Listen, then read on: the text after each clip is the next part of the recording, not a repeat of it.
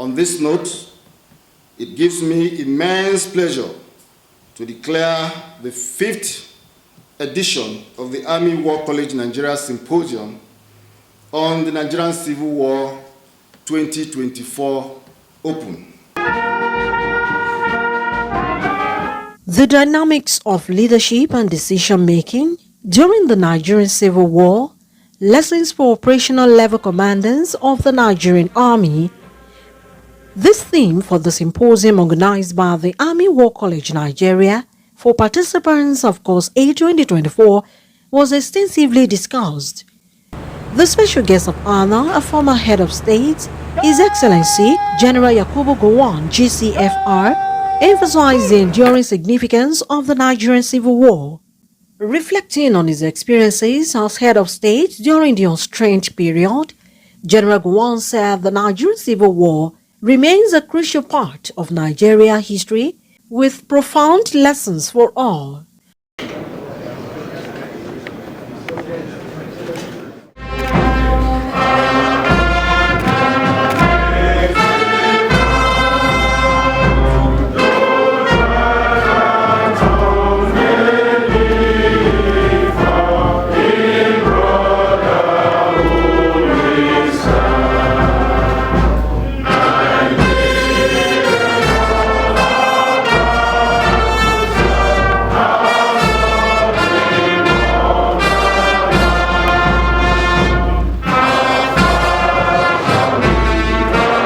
While declaring the 5th edition of the Army War College Nigeria Symposium on the Nigerian Civil War 2024 open and delivering his keynote address, the chief host, Chief of Army Staff, Lieutenant General Taoreed Lagbaja, ably represented by the Chief of Policy and Plans, Army, Major General Abdulsalam Ibrahim, underscored the critical role of leadership at all levels of warfare, especially at the operational level. The inclusion of the study of the Nigerian Civil War in the Army War College Nigeria curriculum to model and groom the capacities of operational level leaders in basic military strategic thinking as well as operational planning is appropriate and very apt. It is most critical at the operational level because it is the bridge between the strategic and tactical level. The operational level leaders must be experts in operational art. With advancements in military science and technology, which birth nuclear weapons and improved precision targeting, amongst others, there was a misconception to downplay the study of military history and development of operational art. For you, the participants of Course 8 2024, you must use this singular opportunity to learn as much as you can, open up new vistas and perspectives in your mind and find veritable ways of applying the lessons learned for the good of the Nigerian Army, the armed forces of Nigeria, and the nation at large. On this note, it gives me immense pleasure to declare the 5th edition of the Army War College Nigeria Symposium on the Nigerian Civil War 2024 open. Earlier, in his welcome address, the Commandant of Army War College Nigeria highlighted the symposium's inclusion in the military history model to learn from the past. According to one of our retired generals here with us today, Brigadier General Hassan Lai, who stated, and I quote, that knowing the past is one thing. The wisdom of learning from it is another. The Nigerian Civil War Symposium is included in the military history module in order to learn from the past. The symposium provides an avenue to academically dissect the strategic, operational, and tactical activities of the Nigerian Civil War for better comprehension of battlefield event outcomes in order to bring out useful lessons that could assist in addressing the contemporary security threats facing our dear nation today. towards achieving this goal, erudite scholars and experts in military history, and some highly respected retired officers who witnessed the war are invited to share their thoughts and personal experiences. Professor Shidra Gayam-Best, Vice-Chancellor of Plateau State University, presented his lecture in line with the theme of the symposium. He provided in-depth insight into the critical aspect of leadership and decision-making during the Civil War, offering valuable lessons for current and future military leaders. So it's the result of actions and decisions. It is not accidental or of a natural cause. Since leadership is a deliberate action, leaders must do some things that are key. The Civil War refers to the armed confrontation between the federal government of Nigeria and the secessionist Republic of Biafra.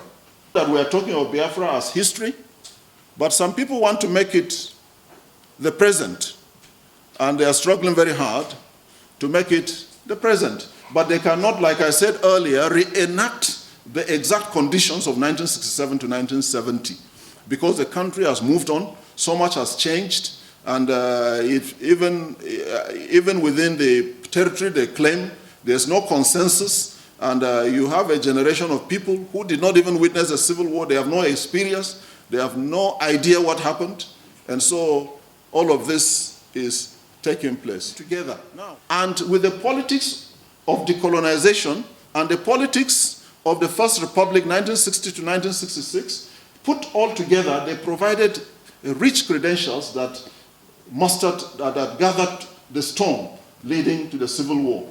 Continue as a confederation where the regions enjoyed full autonomy and the regional governors also enjoyed autonomy over their regions.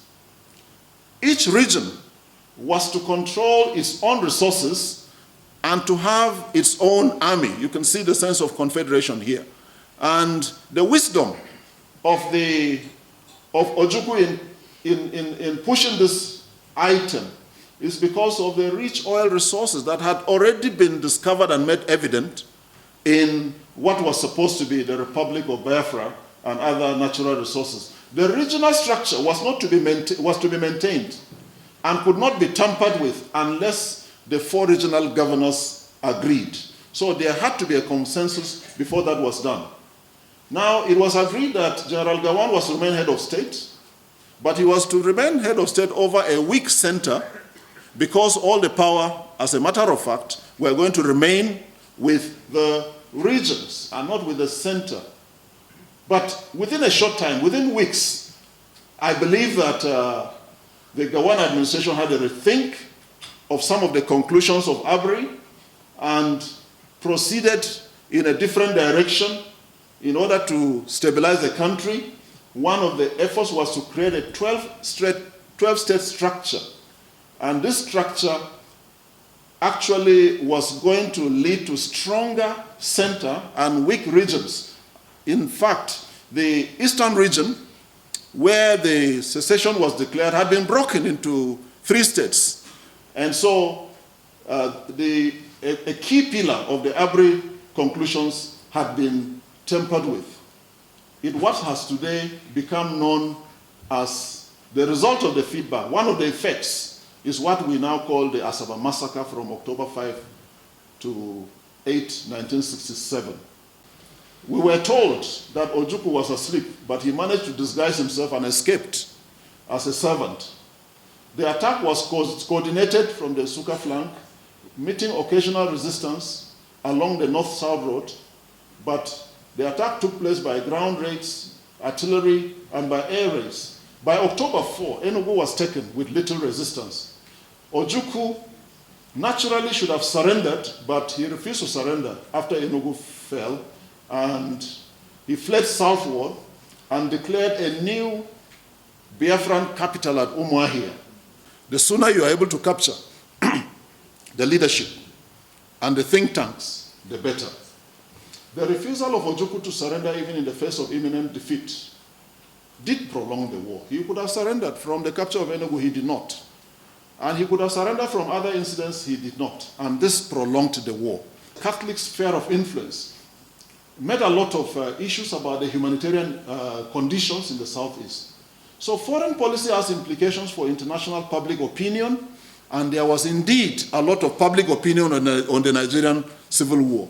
Look at this. I brought these pictures to show you how propaganda works. War is the most extreme form of political conflict in any society, and is conducted by the military in defense of the state and in defense of national core values. And leadership is critical. And I showed you the faces of the Civil War. We are lucky that we have these faces still around with us. At least one of the faces is around with us, and we are tapping from the wealth of experience. So the Civil War was fought under a military leadership. Today, we are in a democratic dispensation.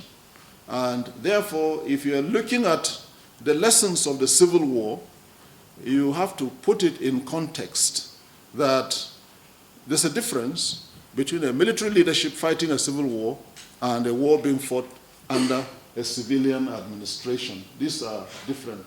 The interplay of politics, policy, and leadership will always affect any war. The symposium provides an avenue to academically dissect the tactical, operational, and strategic activities of the Nigerian Civil War for better comprehension of battlefield events and outcomes.